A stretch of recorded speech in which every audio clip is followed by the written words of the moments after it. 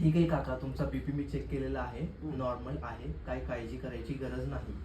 पण तुम्हाला काय काय गोष्टी पाळावे लागतील, जसं की सकाळी उठून जरा वॉकिंग करणं, पाणी जास्त पिणं, थोडी एक्सरसाइज करणं. तुम्हाला अचानक चक्कर येते, डोके दुखते, कमजोरी वाटते, कदाचित तुमचा बीपी डिस्टर्ब असू शकतो.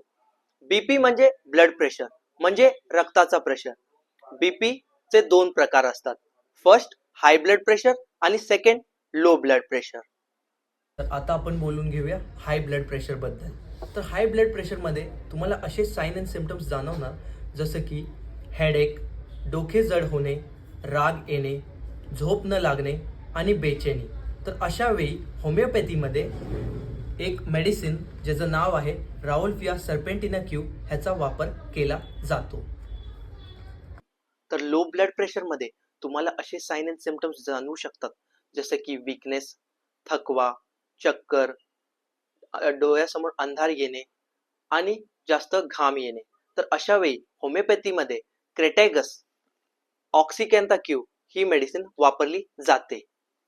बीपीला कधीही नॉर्मल समजून इग्नोर करू नका. योग्य वेळी तपासणी आणि ट्रीटमेंट खूप महत्त्वाची आहे.